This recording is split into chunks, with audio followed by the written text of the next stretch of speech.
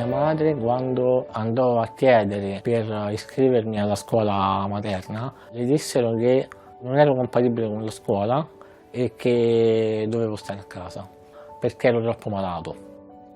Il fatto di avere una patologia invisibile mi fa sentire molto spesso non capita e questa cosa mi fa molto arrabbiare perché sembra che ho meno diritti di chi invece ha una patologia visibile. Per quanto riguarda l'assistenza dello Stato, io mi sono sentita molto sola e penso che sia una cosa di cui si sentono sole molte persone. Questi ragazzi vogliono solo essere amati.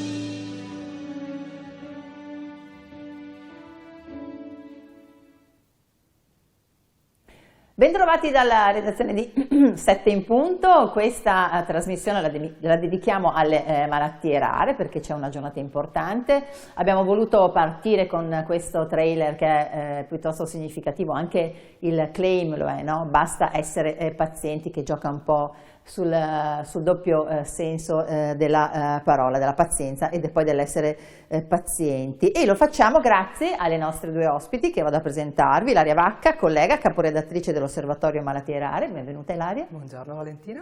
E Elisabetta Balestro dell'Unità Operativa Complessa di Pneumologia dell'Azienda Ospedaliera Università di Padova. Benvenuta. Buongiorno Valentina. Benvenuta. Allora, un giorno importante, no? Il 29, il titolo che abbiamo scelto è Le malattie rare in Veneto, in realtà è perché ci concentriamo diciamo un po' sul vostro ambito d'azione, in particolare il suo. La giornata però ovviamente è una giornata nazionale. Una giornata mondiale. Una giornata mondiale. Partiamo proprio da quello che abbiamo visto. Dunque, la giornata mondiale delle malattie rare ricorre il 29 febbraio, è stata scelta una giornata rara perché il 29 febbraio, lo sappiamo, ricorre ogni 4 anni. In realtà oggi si parla addirittura del mese di febbraio, il mese delle malattie rare. Quello che abbiamo visto è il trailer della campagna Basta essere pazienti, promossa dall'Osservatorio Malattie Rare, che è stata presentata qualche giorno fa a Roma, ed è una campagna che avrà una copertura nazionale e che durerà appunto per tutto il mese di febbraio, ma non solo. Come hai detto tu, gioca proprio su questo claim dell'essere pazienti e dell'essere pazienti del patire, della sofferenza e dell'essere pazienti in quanto malati. L'idea è proprio quella di dar voce ovviamente a quelli che sono i bisogni delle persone con malattia rara. Parliamo di 2 milioni e mezzo di persone in Italia, perché anche se le malattie rare sono rare, per cui poco frequenti, prese una per una, poi se le mettiamo insieme sono più di 10.000 le malattie rare note, per cui parliamo poi di un numero di persone molto ampio. Sono persone, prima di tutto, persone che hanno dei bisogni, persone che hanno bisogno di essere ascoltate, persone che hanno bisogno di essere curate, persone che hanno bisogno di fare una vita, di vivere la propria vita. Nel video, nel trailer, abbiamo visto 3 storie molto diverse. La storia di un ragazzo con una disabilità motoria molto importante legata a una patologia genetica che ha affrontato durante tutta la sua vita delle difficoltà molto importanti legate al diritto allo studio, è quello che poi racconterà appunto durante la campagna. La storia di Veronica, che è una ragazza che ha una patologia molto particolare che le impedisce di nutrirsi e di bere spontaneamente, per cui è legata a una nutrizione artificiale e che ha delle grandissime difficoltà, nonostante sia una ragazza splendida, una ragazza attiva, una ragazza intelligentissima, a collocarsi nel mondo del lavoro. E poi la storia di questa mamma e di questa figlia, quindi una storia di caregiver, una figlia di 42 anni ancora completamente a carico della mamma, che si prende cura di lei 24 ore su 24 perché è affetta da una patologia che le ha causato una disabilità motoria ed anche intellettiva, e una madre, una caregiver che trova grosse difficoltà perché mancano ancora tutta una serie di servizi che dovrebbero essere offerti dal sistema sanitario nazionale. Ecco quello che salta agli occhi, poi no, chiedo anche alla dottoressa, perché immagino che poi fare il suo lavoro con pazienti di questo tipo sia molto più che semplicemente, no, un lavoro da professionista, è anche la solitudine, no? Perché in qualche modo se ci sono storie di questo tipo, ci sono appunto, abbiamo visto questa mamma, ma ci sono famiglie che vivono poi la malattia rara e probabilmente anche la frustrazione. Certo, infatti Devo ammettere che la grande difficoltà è proprio quella di approcciare le malattie rare, perché rappresentano un mondo unico, ma con un'alta prevalenza, come diceva appunto Ilaria, se messe tutte quante insieme. E soprattutto la grande difficoltà è quella di coinvolgere anche tutto quello che è a 360 gradi il nostro assistito, il nostro paziente e chi ci sta davanti, compreso anche il proprio caregiver. Questo vuol dire che il medico, quindi dalla nostra parte, va visto come colui che accoglie a 360 gradi tutti i bisogni, e quindi ci dobbiamo avvalere anche noi medici di figure professionali che non sono solo il medico, ma alle volte l'infermiere, alle volte è l'organizzatore, altre volte è il servizio di qualità, altre volte è anche il medico in formazione, che è un valore aggiunto. Cioè la nostra missione è anche quella di formare le nuove generazioni nei confronti del mondo delle malattie rare, per far sì che non si mantenga l'assistito, il paziente, il bisognoso agganciato a un unico professionista, ma che ci sia man mano una generazione di persone che assistono questi malati rari, da quello più senior, da quello più dotato di esperienza, a quello più giovane che ha bisogno effettivamente di toccare con mano questi vissuti di queste persone. Ecco, mi vengono due considerazioni. Una è proprio su questo discorso anche dell'arco temporale, no? Mi ricordo che ne avevo parlato con qualcuno, insomma, probabilmente con dei suoi colleghi.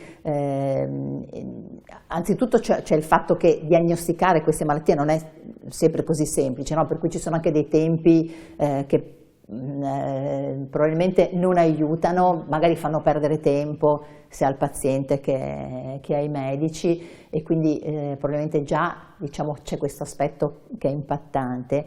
E poi il fatto che se si tratta di malattie rare che naturalmente nascono assieme alla persona, quindi al bambino, poi comunque vanno avanti, no, nel percorso della vita, e quindi c'è una fascia magari di pazienti pediatrici che poi magari fanno fatica a collocarsi dal punto di vista della cura. Esatto, infatti ha toccato bene due aspetti molto molto critici e che anche l'azienda ospedale Università di Padova sta affrontando.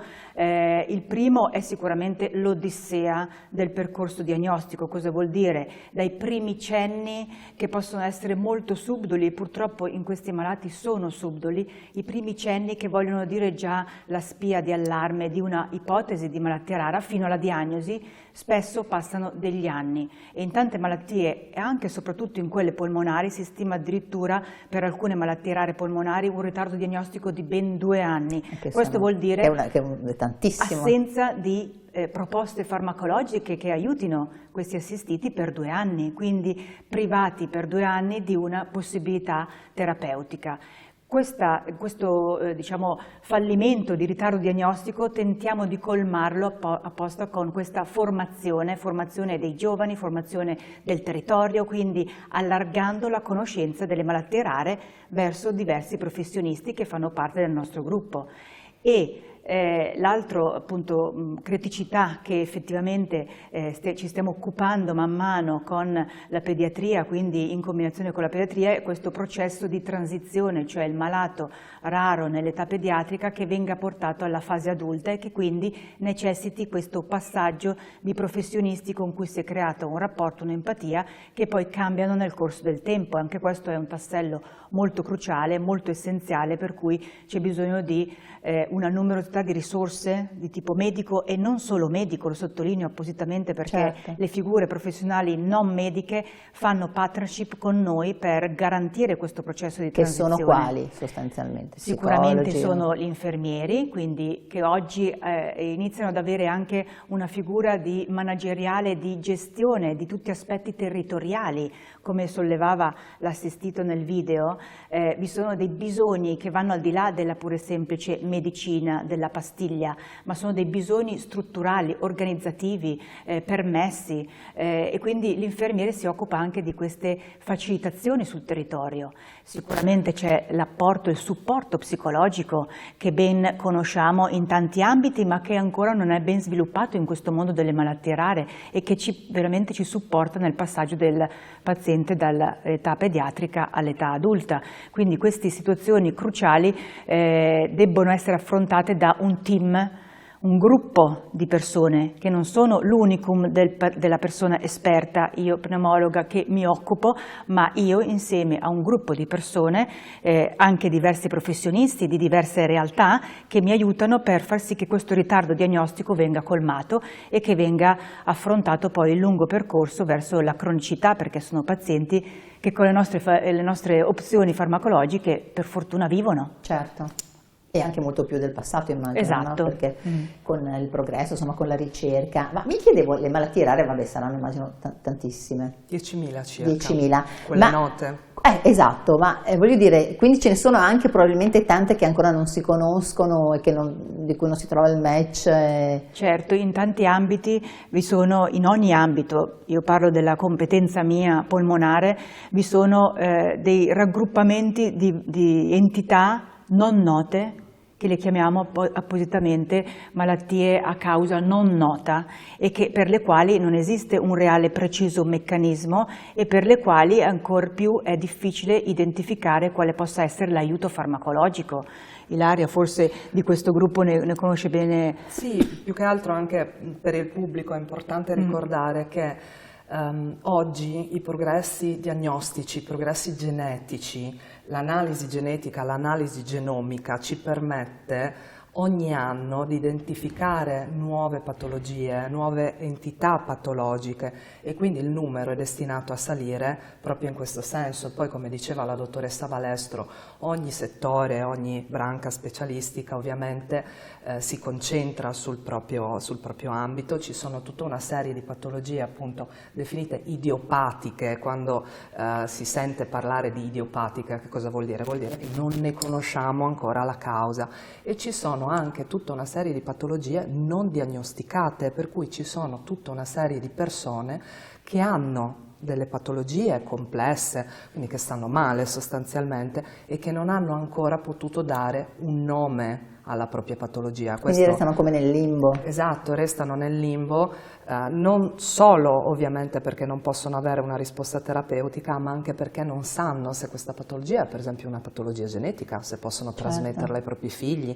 Per cui ecco l'importanza di tutti questi avanzamenti diagnostici, si parla tantissimo, no? Di genetica, di genomica, di sequenziamento dell'esoma e alle volte si guarda anche con sospetto a questo tipo di attività, serve proprio per dare delle risposte alle persone, per dare delle risposte alle famiglie e poi per trovare delle soluzioni terapeutiche. Anche qui a Padova, oltre a fare tantissima clinica, si fa anche molta ricerca, proprio perché le risposte terapeutiche hanno degli step, certo. Non è che si passa immediatamente dalla scoperta della patologia alla soluzione terapeutica, c'è tantissimo lavoro e questi clinici e questi ricercatori, in particolare in Italia, fanno davvero un lavoro incredibile. Ecco, ma in un paese come il nostro, no, dove sappiamo quante poche risorse sono destinate alla ricerca, le patologie rare, no, che magari anche se la vediamo dal punto di vista di chi fa business, anche perché voglio dire chi fa farmaci non è che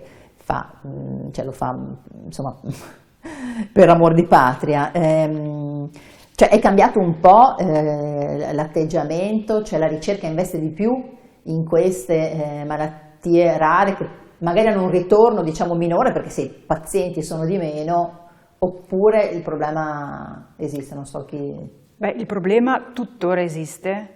Devo ammettere però che positivamente, quindi vedo uno spiraglio di ottimismo nel corso degli anni, e cito appositamente una ventina d'anni, da quando vi è stato uno sforzo degli esperti internazionali di cercare di dare risposte classificative, di dare delle entità ben distinte, vi è stata un'implementazione che non è stata certamente rapida, però progressiva nelle implementazione di queste proposte farmacologiche, di questi farmaci, anche rivolti ai malati rari e in particolare verso le malattie rare del polmone. Di fatto nel 2014 vennero messe in commercio le prime 2 molecole per una di queste malattie rare, la fibrosi polmonare, che fino al 2014 noi trattavamo con farmaci errati. Quindi le proposte farmacologiche... Ovviamente in assoluta buona fede. Certo, certamente, questo perché la conoscenza ha portato a capire gradualmente che i farmaci potevano essere utilizzati diversamente. Spieghiamo proprio brevemente a noi che non sappiamo nulla che cosa si intende quando si parla di fibrosi. Fibrosi è una di queste entità e rappresenta il prototipo della malattia rara per eccellenza, sebbene ne esistano diverse entità, addirittura se ne stimano circa un centinaio, e la più frequente è questa fibrosi polmonare idiopatica, la cui causa principale non è ben conosciuta, però riconduce a che cosa il polmone? Il polmone viene danneggiato a livello dell'alveolo, e l'alveolo è quella sacco che coinvolge gli scambi dell'ossigeno con l'esterno, quindi ha una principale funzione che per noi è vitale, arrivare ad attirare l'ossigeno e poterlo poi utilizzare. Questa malattia colpisce proprio come bersaglio questa zona dove avviene lo scambio, colpendola porta a una cicatrizzazione, quindi a una continua estensione di queste cicatrici che man mano gradualmente occupano più spazio nel nostro territorio polmone e quindi evitano e ostacolano sempre di più questa principale funzione che è quella di scambiare l'ossigeno, per cui i nostri assistiti si trovano gradualmente nel corso della loro vita, quindi dalla diagnosi, poi magari hanno avuto una vita normale, non accorgendosi del loro primo inizio, del loro primo danno, fino ad arrivare ad avere dei sintomi, dei segni, dei primi segnali che sono molto subdoli e che possono essere mascherati, possono sembrare semplicemente un disturbo dovuto al fumo di sigaretta. Certo. Tanti dei nostri assistiti, ovviamente parliamo di malattie polmonari, quindi hanno il fumo come componente di azione, di danno, e quindi questi pazienti non arrivano a considerarsi tali fino al momento in cui si trovano ad avere invece una debilitazione, quindi una disabilità, una difficoltà respiratoria molto palese che li porta all'attenzione del medico. Per questo il ritardo diagnostico è proprio a causa di questi sintomi che nascono lentamente e progressivamente evolvono. E come colmare questo ritardo diagnostico? Grazie alla conoscenza, quindi non solo lo specialista, la sottoscritta come altri, debbono conoscere questi primi segnali, ma tutti coloro che sono medici, anche di medicina generale, che possono saper riconoscere questi segnali subdoli per far sì che il malato poi giunga all'esperto nei grossi centri e che possa quindi essere fatta una diagnosi precisa. Il tutto per evitare che queste cicatrici si estendano nel polmone.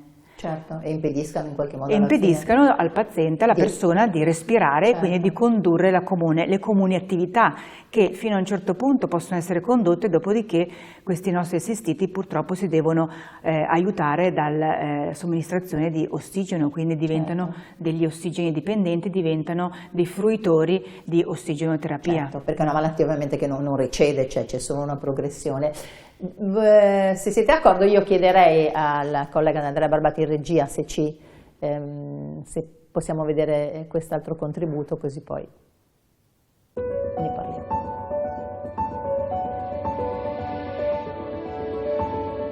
Per i miei figli abbiamo tutti un amore smisurato, ma Alessia per me, io dico che è il giglio del mio cuore.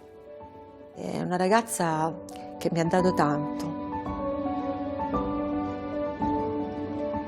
Sono Gabriella, la mamma di Alessia, che è affetta da mannosidosi, una malattia che è stata diagnosticata nell'83 al Gaslini, però adesso in questo momento, che ormai all'età di 43 anni, che ha fatto ottobre, ha sicuramente peggiorato moltissimo. La deambulazione non c'è più, lei si deve accompagnare col deambulatore o con la sedia a rotelle, sotto braccio a qualcuno che la sostiene. Io da sola per esempio non è che ce la faccio molto, come non ce la faccio nemmeno tanto a tirare sulla carrozzina quando devo portarla con la macchina, perché comunque è tutto molto faticoso. Per esempio lei ha bisogno di molta fisioterapia, ma essendo una malattia degenerativa progressiva, anche nelle strutture pubbliche dove ci sono sicuramente altre situazioni altrettanto gravi e che forse sono anche più recuperabili di Alessia, mi si nega poi la possibilità di fare fisioterapia nella struttura pubblica. La terapia domiciliare secondo me è una svolta importantissima, soprattutto in una città grande come Roma. Io andavo via la mattina alle 7 e tornavo spesso all'1:30, alle 2. E poi considerando che adesso Alessia, che ha ancora maggior di più difficoltà motorie, sarebbe ancora più faticoso di quando era all'inizio che abbiamo fatto questa terapia lì in ospedale. Per quanto riguarda l'assistenza dello Stato, io mi sono sentita molto sola e penso che sia una cosa di cui si sentano sole molte persone. Innanzitutto bisognerebbe sostenere la famiglia fin dall'inizio della diagnosi, soprattutto se ci sono dei fratelli, perché involontariamente si pone l'attenzione su questo figlio.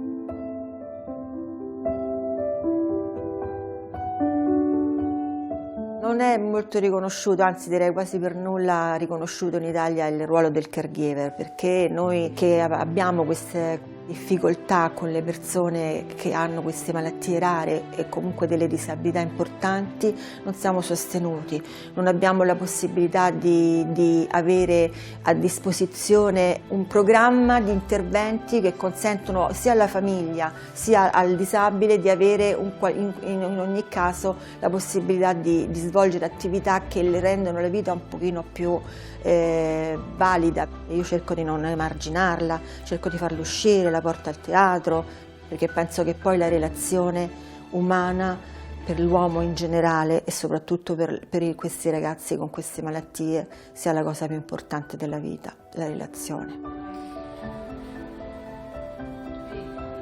Questi ragazzi in realtà non vogliono nulla, questi ragazzi vogliono solo essere amati, vogliono solo l'amore.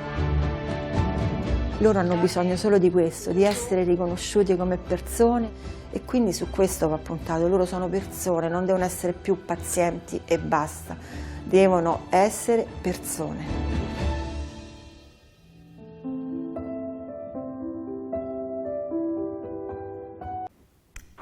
Ilaria, volevo chiederti, è difficile non commuoversi, questa mamma racconta tutto quello che lei fa che probabilmente dovrebbero fare altri, no? E mi piace anche raccontare un attimo il vostro ruolo, perché voi siete testata giornalistica, ma è come se aveste riempito un vuoto, no? Il vostro ruolo è anche raccontare questo, oltre ai progressi scientifici, oltre insomma alle Sì, Osservatorio Malattie Rare nasce ormai 14 anni fa e nasceva per colmare quel vuoto informativo sulle malattie rare che ora non esiste più fortunatamente, perché informazione sulle malattie rare dal punto di vista scientifico ce n'è molta, naturalmente insomma non tutta sempre di qualità. Noi lavoriamo con un comitato scientifico di oltre 40 esperti, per cui cerchiamo comunque di dare un'informazione fruibile a tutti i livelli, perché questa è la grossa difficoltà, insomma, fare informazione per tutti i target, si dice, no? Per tutti i livelli, per cui informazioni per i pazienti, informazioni per le famiglie, ma anche informazioni per i medici di medicina generale, che ha citato la dottoressa, per cui è importantissimo, agli infermieri, ai ricercatori, anche alle istituzioni che alle volte hanno bisogno di informarsi su questi temi. E poi quello che vogliamo fare, che facciamo da tanti anni, è proprio ascoltare e fare da cassa di risonanza ai pazienti, alle persone, alle associazioni, e quindi uno dei lavori che facciamo con più passione è proprio quello di coinvolgere le associazioni di pazienti, le associazioni di persone con malattia rara nelle nostre tematiche, nelle nostre campagne di comunicazione, dar loro voce, perché alle volte, così come i caregiver familiari colmano il vuoto che il sistema sanitario nazionale lascia, anche le associazioni di pazienti colmano dei vuoti infiniti, perché sostengono la ricerca, perché colmano dei vuoti assistenziali, perché organizzano supporti assistenziali, perché organizzano gruppi di automutuo aiuto, perché organizzano anche loro campagne informative, fanno davvero, davvero un lavoro eccezionale. E proprio con le associazioni di pazienti, se mi permetti Valentina, certo, è stata redatta una petizione che al momento è in fase aurorale, per cui è stata redatta una bozza di petizione proprio da presentare alle istituzioni, che raccoglie tutta una serie di temi, tra cui quelli citati da Gabriella, la mamma di questo video, che io ringrazio di cuore perché veramente si è prestata a sintetizzare tutta una serie di temi, e ve li leggo brevemente. I diritti dei malati rari, delle persone con malattie rare, devono essere la necessità di sviluppare una cultura della consapevolezza, prevenzione e considerazione del rischio nell'ambito della salute riproduttiva, il diritto a una diagnosi il più precoce possibile, la necessità di garantire dei PDTA, quindi dei percorsi diagnostici, terapeutici e assistenziali uniformi sul territorio nazionale, perché qui abbiamo un esempio meraviglioso di quello che facciamo qui a Padova, ma non dappertutto è così. Un accesso equo e uniforme alle terapie disponibili. La necessità dell'aggiornamento della lista delle malattie rare presenti nei LEA e la presa in carico delle persone con malattia rara senza diagnosi, ne parlavamo prima. Garantire una soddisfazione dei bisogni assistenziali adeguata alle esigenze delle persone e delle famiglie, perché anche le famiglie devono essere supportate e ascoltate. Questa mamma citava anche, no? Tu hai altri figli, ma esatto. ti sei dedicato... Ma se ti devi dedicare 24 ore su 24 a un bambino che poi diventa un adulto con malattia rara, agli altri figli... Chiaro. Il riconoscimento e il supporto del caregiver familiare, questa è una tematica importantissima su cui tra l'altro si sta dibattendo molto, la ministra Locatelli ha istituito un tavolo, ci sta lavorando, ci sono delle proposte di legge, è un tema molto caldo, ma è tempo di parlare di questa tematica. Tra l'altro l'Unione Europea ci ha redarguiti più volte anche su questo tema. Quindi l'ideale sarebbe arrivare a cosa? A un riconoscimento giuridico ed economico anche. Economico e previdenziale, perché le persone, soprattutto mamme, parliamo di madri che molto spesso si trovano a lasciare il proprio lavoro, a dover scegliere di lasciare il proprio lavoro per assistere un bambino che poi diventa un ragazzino, che poi diventa un adulto. Sì. E quindi a rinunciare a un'entrata economica, a rinunciare alla propria previdenza, a rinunciare anche in un certo qual modo al proprio futuro. Chiaro. Per cui la richiesta è questa, c'è un riconoscimento giuridico, economico e previdenziale. Ovviamente delle politiche adeguate a far fronte a carenze farmacologiche e assistenziali, garantire l'esercizio dei diritti in ambiente di vita sociale, scolastica, lavorativa e affettiva, e anche il sostegno alla ricerca che poi ci permette di avere delle terapie disponibili. Ecco, li ho elencati perché mi sembrava doveroso. Questa petizione possiamo firmarla tutti? Questa petizione al momento non è ancora firmabile, proprio perché è stata presentata come bozza al lancio di questa campagna, sarà presto firmabile, ve ne daremo notizia sul sito dell'Osservatorio Malattie Rare, www.osservatoriomalattierare.it, e sicuramente anche su tutti i media nazionali e regionali, per cui Valentina tornerò a parlarti. Va bene. Aspettiamo gli aggiornamenti. Abbiamo solo un paio di minuti. Volevo chiederle dal punto di vista umano, no? Oltre che professionale, questa scelta, che cosa ha significato per lei? È sempre un medico, diciamo, che difficilmente poi indossa solo il camice, però forse qui... Allora, intanto questa scelta deve partire dalla mera e semplice attività che noi conduciamo come medici e che quindi ci deve portare per forza di cose a descriverci come un lavoro che non è un lavoro come tanti, non deve essere un lavoro impiegatizio, sebbene lavoriamo in ambito pubblico con determinate ore, ma il nostro lavoro va al di là delle ore che l'ambito pubblico ci dedica. Questo vuol dire che chi decide di occuparsi di queste aree ampie dei malati rari dona parte del proprio tempo, quindi non è solo il tempo ma è anche la volontà, la concentrazione, il desiderio di creare un gruppo, la volontà di essere sempre in fase attiva, organizzativa, far sì che dopo la persona esperta ci siano le varie generazioni che se ne possono occupare, quindi effettivamente, come abbiamo sottolineato, non è il lavoro del singolo medico, ma è il lavoro di chi decide di dedicarsi a questa attività per far sì che il malato, l'assistito, il soggetto abbia delle risposte concrete e soprattutto anche delle risposte che non siano tradotte solo in termini medici ma anche di tipo umano. Certo, io direi per sentire abbia delle risposte sostanzialmente. Bene, grazie. Allora, grazie anche a Ilaria Peso al fatto che esistono medici come lei. Noi abbiamo concluso il nostro tempo, e allora ringrazio Ilaria Vacca, caporedattrice dell'Osservatorio Malattie Rare, e la dottoressa Elisabetta Balestro dell'Unità Operativa Complessa di Pneumologia dell'Azienda Ospedale Università di Padova. Grazie per quello che fate, grazie a voi per averci seguito. Noi poi torniamo naturalmente anche con la stretta cronaca e quindi con i nostri notiziari. Voi rimanete come sempre, se potete, su 7 Gold. A più tardi.